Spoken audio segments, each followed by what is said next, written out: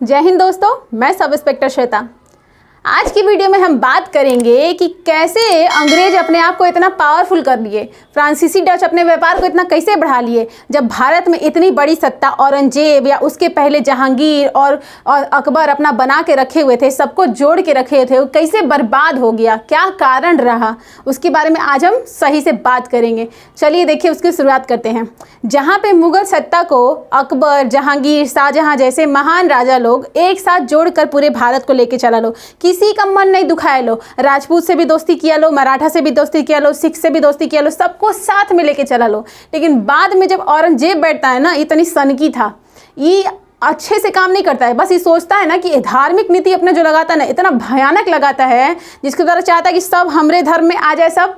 उसके लिए बहुत सारा मंदिर तोड़ता है, बहुत सारा बौद्ध मंदिर तोड़ता है, कई तरह का कर लगाता है, वो अंग्रेजों पे भी लगाता है। मुस्लिम में एक ही संप्रदाय को पसंद करता है, सिख को पसंद नहीं करता है, सबको चाहता है कि एकदम भारत में सिर्फ मुस्लिम आगे चल के रहे, इसके लिए बहुत कड़ा कड़ा नीति लगाता है। और अपना जो सोचता है ना कि मेरा साम्राज्य बहुत बड़ा रहे, ये नहीं सोचता है कि हम अकेले दिल्ली में न बैठेंगे, हमारे नीचे जो बैठने वाला सूबेदार है वो अच्छा है कि नहीं, इसके बारे में नहीं सोचता है, जिसके नाते आगे चलकर सब कुछ लुटिया डूब जाता है। चलिए औरंगजेब के बारे में बात करते हैं। औरंगजेब की गलत नीति, अब उसमें एक नीति क्या है, दक्कन की नीति है, धार्मिक नीति है, साम्राज्य विस्तार की नीति है। औरंगजेब में जब होता है ना, वो दक्कन की तरफ देख रहे हैं, दक्षिण भारत में की तरफ सब अपने आप को स्ट्रांग बनाना चालू कर देते हैं, तो औरंगजेब एक बात पे खिसिया लेता है कि हमारा बनाया हुआ साम्राज्य है, इसमें कुछ कुछ जो राजा हैं जो हमारे अंदर काम करते हैं लेकिन अपने आप को स्वतंत्र करना चालू कर देते हैं, जिसके नाते खिसिया कर वहाँ पर युद्ध करना चालू कर देता है दक्कन की तरफ। एक ही गलत काम किया। फिर दूसरा है धार्मिक नीति। धार्मिक नीति द्वारा तो अभी पहले हम बताए ही, ऐसे कड़े कड़े नियम लगाए, जजिया कर लगाया, क्या क्या नहीं किया धार्मिक नीति के अंतर्गत। बहुत सारे लोग इसके पूरा खिसिया गए, जिससे कि राजपूत, सिख, जाट, मराठा पूरा नाराज हो गए हैं। अब चाहते नहीं कि औरंगजेब रहे, सब वेट करता है कि बूढ़ा कब मरेगा। वैसे औरंगजेब जो रहता है वो बहुत ज़्यादा बुढ़ा चुका रहता है, 89 ईयर्स जिया रहता है। फिर साम्राज्य विस्तार, अपने साम्राज्य को खाली बड़ा करते जाना है और ये नहीं सोचना है कि आगे बैठने वाला कोई उत्तराधिकारी है कि नहीं हमारे पास। यही सब इसकी गलत नीति आगे चलकर इसके पतन का कारण बनती है, मुगल वंश का। चलिए, जब इसका ये सब नीति होता है तो उस दौरान क्या होता है, राजपूत, सिख, जाट, मराठा सब नाराज हो जाते हैं, क्योंकि बहुत टाइट नीति लगाता है।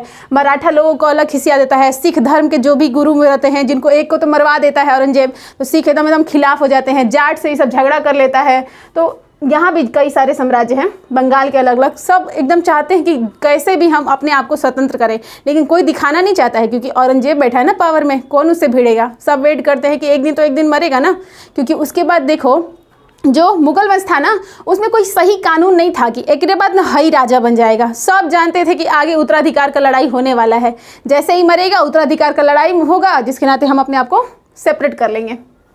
ठीक है। अंतर युद्ध से कृषि, व्यापार, उद्योग बर्बाद। अब जो अपने साम्राज्य को विस्तार करे के सपना को लेके चलेगा, जैसे औरंगजेब है, चाहता था कि मेरा ज़मीन बहुत ज़्यादा हो जाए, सब क्षेत्र मेरे अधीन आ जाए, तो सबको युद्ध में लड़ना पड़ेगा ना। बहुत ज़्यादा युद्ध करता था, हर क्षेत्र में अपना युद्ध करता था। तो युद्ध करते तो संपत्ति का नाश भी तो होगा, इतनी बड़ी सेना लेके चलोगे तो सबको खाना पीना भी तो देना पड़ेगा। इसके नाते बहुत ज़्यादा मुगल पैसा ख़त्म हो गया था औरंगजेब के ही टाइम में। औरंगजेब की मृत्यु के बाद उत्तराधिकार युद्ध चालू हो जाता है 1707 से लेकर 1719 के बीच में। जब जैसे ही औरंगजेब मरता है, उत्तराधिकार का झगड़ा चालू, क्योंकि उसके बाद इतने लोग आते हैं, कई लोग राजा बनते हैं, फिर उनको मरवा दिया जाता है, फिर अगला बनते हैं, फिर मरवा देता है। और जो एक बार फारूक सियर इसके बीच में बनता भी है, तो वो अंग्रेज़ों को इतना अच्छा पावर दे देता है। पिछले वीडियो में हमने बात किया था ना, क्या पावर दिया था बताइएगा कॉमेंट करके। वो इनको पावर दे देता है अंग्रेज़ों को, जिससे ही बढ़ने लगते हैं। परेशान होकर सभी राज्य खुद को स्वतंत्र किए। हैदराबाद, बंगाल, राजपूत, मैसूर, यहाँ फिर से मैंने बंगाल लिख दिया, मराठा, जाट, सिख, रोहिल, पठानी सब अपने आप को स्वतंत्र करने में लग गए, क्योंकि औरंगजेब तो अब मर गया है। और जब देख रहा है लोग कि मुगल सत्ता अब अपने आप को समेट के नहीं चल पाएगी, पूरा साम्राज्य भले मराठा का क्षेत्र, बंगाल का क्षेत्र सब मुगल के अधीन है, लेकिन वो अपने घर में इतना लड़ाई कर रही है, अपने घर में इतना मन मुटाव है, कोनों का कोनों से पटिए नहीं रहा है, तो ये हमारा राज्य क्या संभालेंगी। तो वहाँ के सूबेदार जिनको मिला हुआ था वो क्षेत्र, वो अपने आप को स्वतंत्र करना चालू कर दिए। तो सब सेपरेट होना चालू हो गए, सब अपना अपना क्षेत्र ले लेंगे।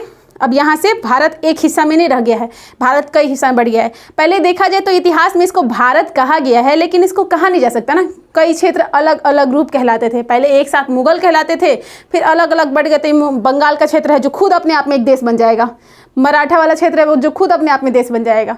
बस कहानी के लिखने के दौरान इसको भारत कहा गया है। ठीक है, ये सब अपने आप को सेपरेट कर लिए। मुगल में 1719 के 29 वर्ष तक मोहम्मद शाह अक्षम नवाब बना। मैंने इसको सही से नहीं लिखा, I'm सॉरी। मुगल में ना, जैसे कि मान लीजिए 1719 तक तो हमेशा लफड़ा चल रहा है राजाओं को लेकर, कौन बैठेगा कौन नहीं बैठेगा। उसके बाद एक राजा बैठिए जाता है जिसका नाम रहता है मोहम्मद शाह। क्या नाम रहता है? मोहम्मद शाह उसका नाम रहता है। ये 29 वर्ष तक राजा बन के बैठता है, लेकिन एक नंबर का गधा राजा था। ये सत्ता को संभालने में एकदम बेकार था। इसके टाइम में और जो बचा कुचा था मुगल पावर में, उसका और लूट के डूब जाता है। एक बाद मुगल और बर्बाद हो जाएगा।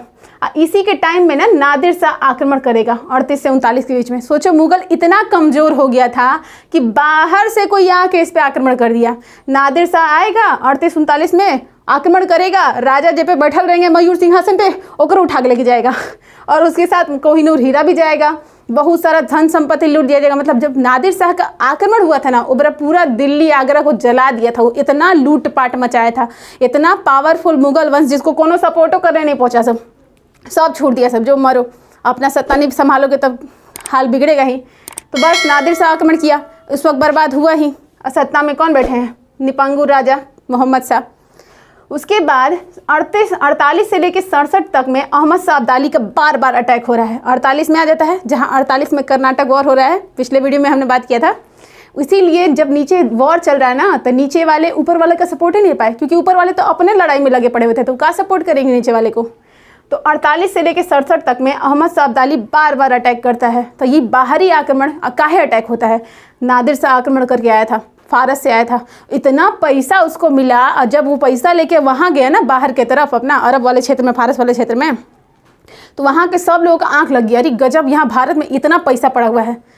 तो वही लोग सोचते हैं कि काहे नहीं हम भी अटैक करते हैं। और छोटा छोटा टुकड़ी, ये नहीं कि बहुत बड़का बड़का सेना, सब आपस में नहीं, ये लोग का सेना नहीं था। ये अहमद शाह अब्दाली या नादिर शाह कोनो राजा बन के नहीं था, एक सूबेदार वाला इलाका था। कुछ लोगों को ले लिए, रास्ते में से इकट्ठा कर लिए कि चलो भारत पर अटैक करेंगे, तो अपना पैसा लूट लिया।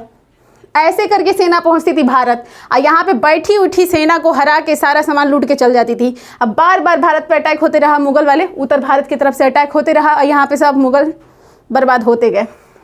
फाइनली बर्बाद हुए। उस समय मराठा एकदम अपने आप को उठाते जा रहे थे। एक और मुगल जब बर्बाद हो रहा था तो मराठा की शक्ति उजागर हो रही थी। अब लगता था कि अब मुगल के बाद कोनो सत्ता में बैठेगी तो मराठा बैठेगी, लेकिन मराठा का भी सत्यानाश हो जाता है जब पानीपत के तीसरे लड़ाई में मराठा हारते हैं। इतना भयानक लड़ाई होता है पानीपत का तीसरा, जिसमें मराठा की पूरी शक्ति एकदम क्षीण हो जाती है। इसके बारे में हर एक टॉपिक के बारे में आगे वीडियो आएगा। इस बारे में बात इसलिए करना चाहते हैं क्योंकि आगे अगर मैं प्लासी को समझाऊंगी तो आप सोचेंगे कि अंग्रेज देखो कितने महान हैं, भारत के हर हिस्सा को जीतते जा रहे हैं। ऐसा थोड़ी ना था। भारत में भी कुछ उस वक्त परिस्थितियाँ चल रही थी जिसका फायदा ये उठा के भारत में अपना सत्ता साम्राज्य को बैठा लेंगे। इसीलिए इस बात को समझना जरूरी है कि मुगल का जब पतन हुआ उसके बाद ये अपने आप को बढ़ा पाए। नहीं तो अगर मुगल सत्ता में पावरफुल रहती, इसके में उत्तराधिकार का युद्ध नहीं होता, औरंगजेब का घटिया नीति नहीं आया होता, तो इनका दाल गलता उत्तर की तरफ, इनका दाल उत्तर की तरफ भी नहीं गलता तो दक्षिण की तरफ भी नहीं गलता। इसीलिए आज की वीडियो में हम इसको समझाए हैं। कल से जो वीडियो आएगा वो प्लासी के युद्ध से रिलेटेड होगा, और उसके बाद हम एक एक चीज़ को कड़ी से पढ़ते जाएंगे। ब्रिटिश शक्ति का विकास। ब्रिटिश शक्ति का विकास होता है 1757 में प्लासी के युद्ध में। यहाँ पे तो देखिए आक्रमण चल रहा है, बाहरी लोगों का आक्रमण चल रहा है, मुगल उधरे परेशान पड़ा हुआ है। तो ब्रिटिश इसी में अपना दाल गलाना चालू कर देते हैं, क्योंकि देखते हैं कि जो मुगल सत्ता है ना खाली युद्ध में लग रही है, जिससे हमारा व्यापार खराब हो रहा है। इनकी अजीब अजीब नीति आ रही है, हम पे भी नीति लगा रहे हैं, इससे बहुत परेशान हो जाते हैं। तो क्षेत्रीय राजाओं को संपर्क करने लगते हैं, उन्हीं से गठजोड़ चालू कर देते हैं कि आप उनको समझाते हैं कि मुगल अब बेकार हो गया है, आप अपने आप को सेपरेट कीजिए। अब सेपरेट करना, जो अपने राज्य को सेपरेट कर चुके थे उनकी राजनीति में ये सब हस्तक्षेप करेंगे और 1757 का विद्रोह करेंगे। इसके बारे में डिटेल विवरण हम देंगे। बिल्कुल टफ नहीं है इतिहास, बस एक कड़ी को समझना है, बस समझते जाना और जाते जाना है। क्योंकि इतिहास को ऐसे सोचा जाता है ना कि अंग्रेज बहुत पावरफुल थे, उनके पास बहुत कुछ थी, ऐसा कुछ नहीं था। उनके में भी मुठभेड़ था, उसी तरह हमारे राजाओं में भी होता था झगड़ा। किसको सत्ता का चाह नहीं है, तो सत्ता के लिए तो लड़ाई सब करबे करेगा ना। इसीलिए भारत में भी ये लड़ाई होता है जिसका फ़ायदा ये उठाएंगे। अब आगे की वीडियो में हम सही से हर चीज़ के बारे में सही जानकारी आपको देंगे और तब आप सोचेंगे कि इतिहास क्या चीज़ है। मज़ा आ गया पढ़कर। आगे की वीडियो में हर चीज़ के बारे में मैं डिटेल आपको बताऊंगी। अगर मेरे पढ़ाने का तरीका आप लोगों को पसंद आ रहा हो तो मेरे चैनल को लाइक शेयर और सब्सक्राइब करें। और कोई डाउट हो, कोई क्वेश्चन आपको फंसा हो या कोई आपके पास क्वेश्चन जो आपको नहीं पता हो तो मुझे कमेंट करके पूछ सकते हैं, मैं उसका आंसर ज़रूर दूंगी। और प्लेलिस्ट में इससे रिलेटेड बाकी वीडियो पड़े हुए हैं और मेरा टेलीग्राम चैनल भी चलता है SI श्वेता के नाम पर। वहाँ पर सारी चीज़ों का एकदम बढ़िया PDF उपलब्ध कराया जाएगा वहाँ पर, क्योंकि इससे बढ़िया PDF अभी तक अवेलेबल नहीं है मार्केट में।